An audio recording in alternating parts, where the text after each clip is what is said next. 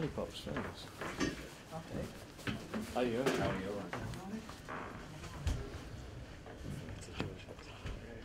Mark, good win last night. Yeah. Much needed, I suppose. Well, I don't know about that. I mean, we're 2 games into a new season. Third game, we made a number of changes on the night, but we approached the game with the right attitude. Obviously, there was a number of giant killings, and we didn't want to be making headlines for the wrong reasons this morning. So, yeah, we were delighted with the performance attitude of the players, but I didn't expect anything less, to be perfectly honest, because I know the group I've got. Everybody's pushing really hard. Everybody wants to be part of what we're trying to do here, and I think that showed in the performance of the guys last night.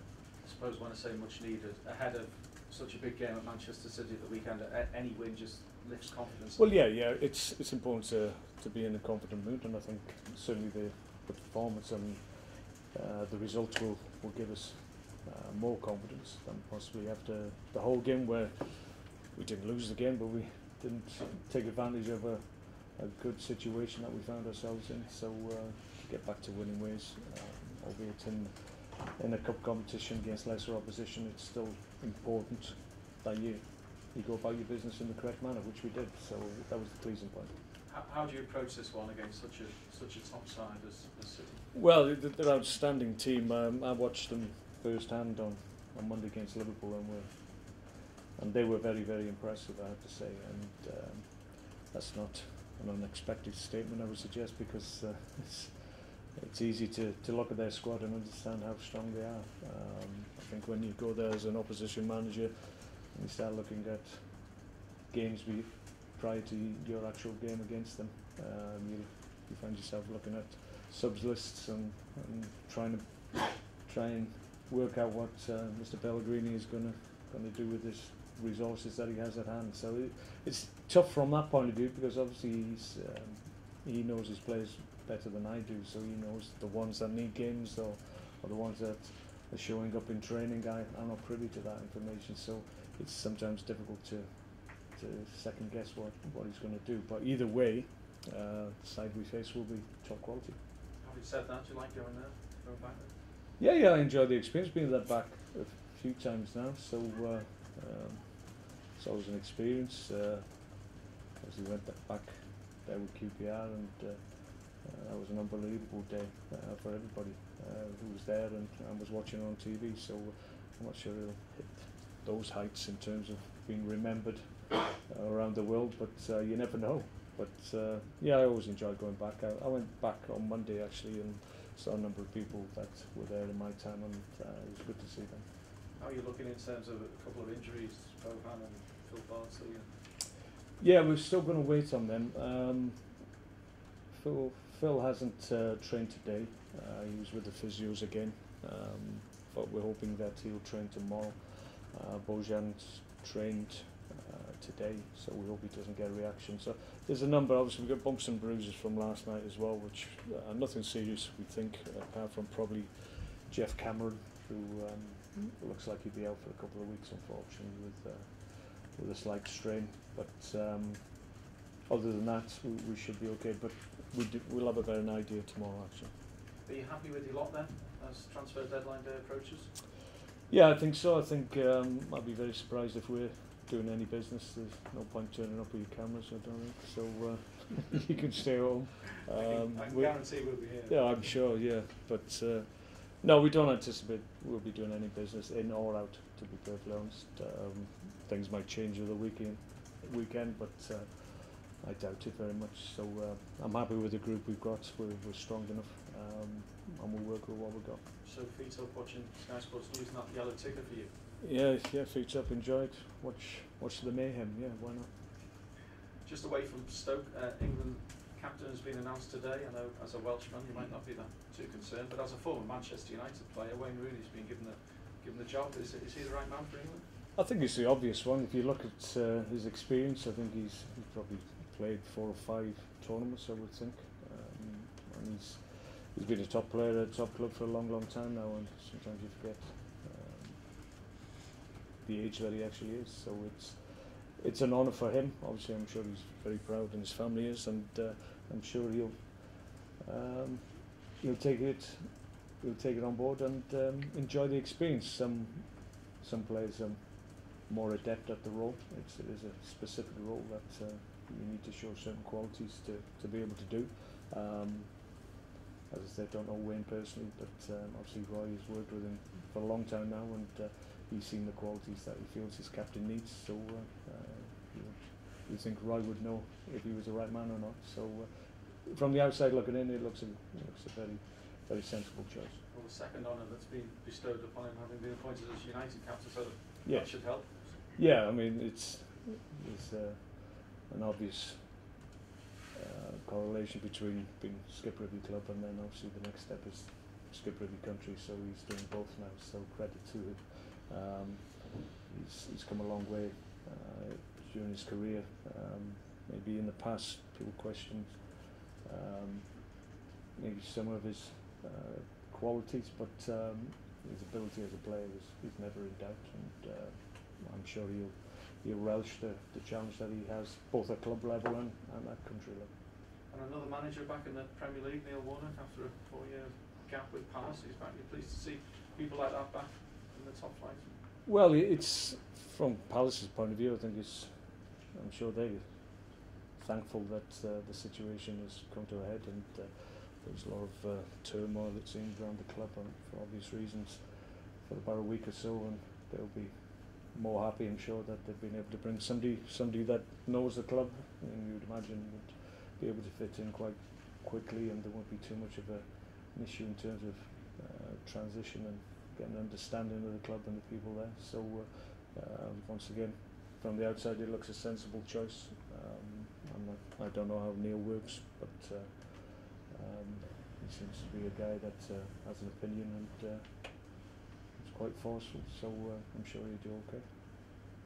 Just going to say, man of the match last night, Victor Moses. Would you be tempted to play him at Man City, or will you be more pragmatic? Well, he's in my thoughts. I thought he was excellent last night.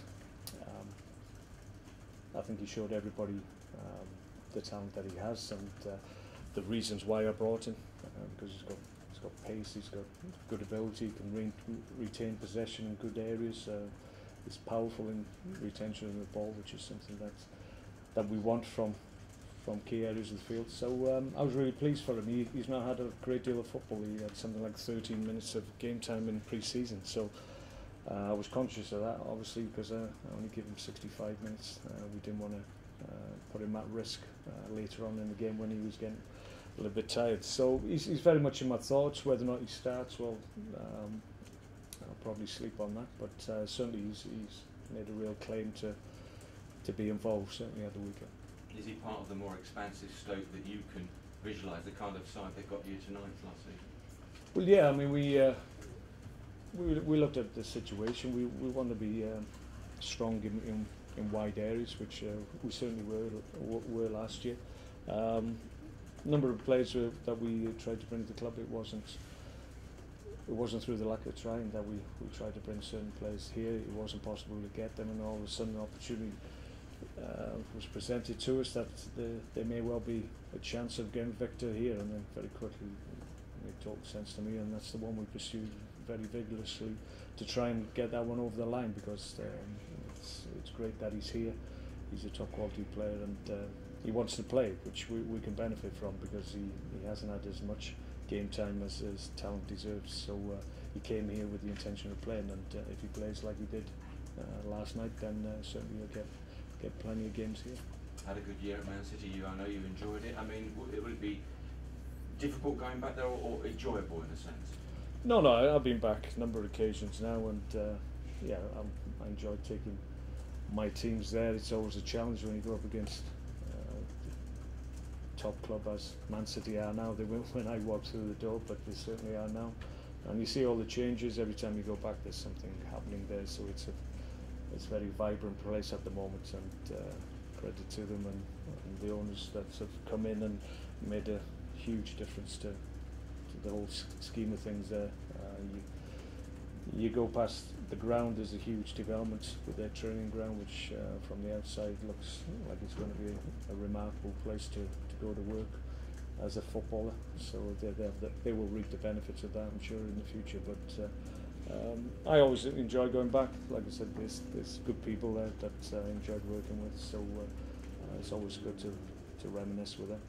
Stoke, I know you've scored a goal at the Etihad, so there's a good stat to go with when you go up. Thanks for that. Yeah, I mean, in recent times apparently performances haven't been great. Chairman was very gracious in saying that probably last year, even though we were beaten, he said it was probably one of the better performances that we've been able to put up at Man City. So we need to get somewhere near that and hopefully better that performance, because if we can, then we might have an opportunity to take the maximum points, which is obviously our aim. It's going to be difficult because their home form is outstanding, and it's difficult to take maximum points there. But we've got a decent win in midweek. We'll work on obviously the things that we need to do well against City, and if we do them, then we've got match winners in the team that can take games away from anybody. So we've just got to make sure that we remain in the game and give ourselves an opportunity to win. Good, thank you.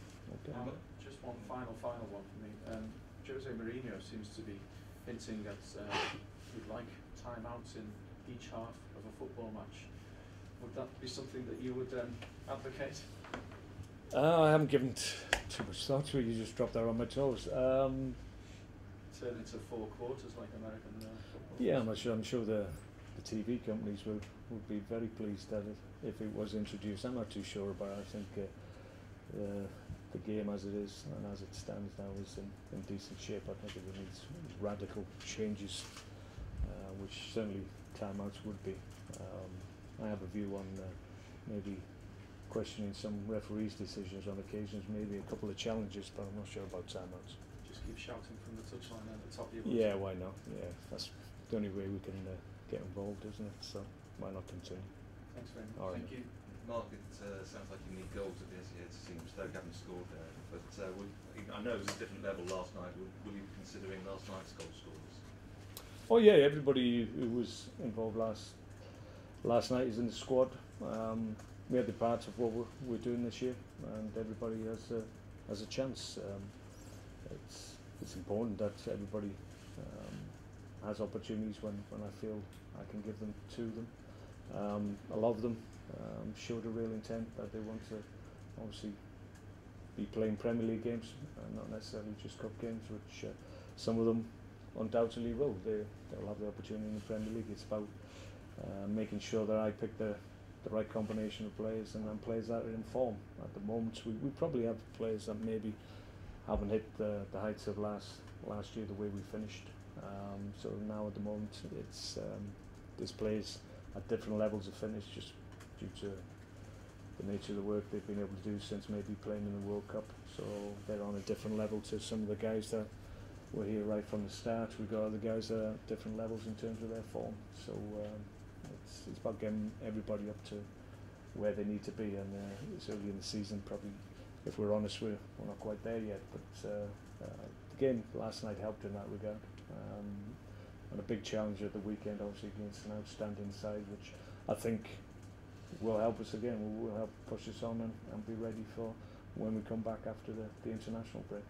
You've got a great squad and a real good collection of players, but you've got someone spoiled the choice. I mean, last night you had Victor Moses and Mark Hughes down the left, and a normal league game you were using Eric Peters and who was down the left?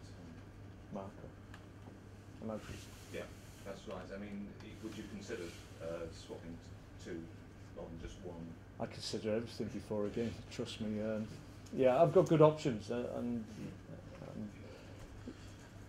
there's a lot of positions, almost every position in the team you could make an argument for somebody else playing in a similar position ahead of somebody else in the squad, because that's the depth and how close each player is to the immediate person they're up against. So that's a good thing, because obviously if we lose players or if I make changes, then the quality of the performance hopefully doesn't go down, because the level of player I'm bringing in is of a similar level to the players that are going out. Okay. Is there just any more injury news, Mark? No, it's only Jeff, and the updates on Phil and Boja. That's it. Stephen Ireland obviously is still out as well. Okay. Okay. Thank you very much. Thank you.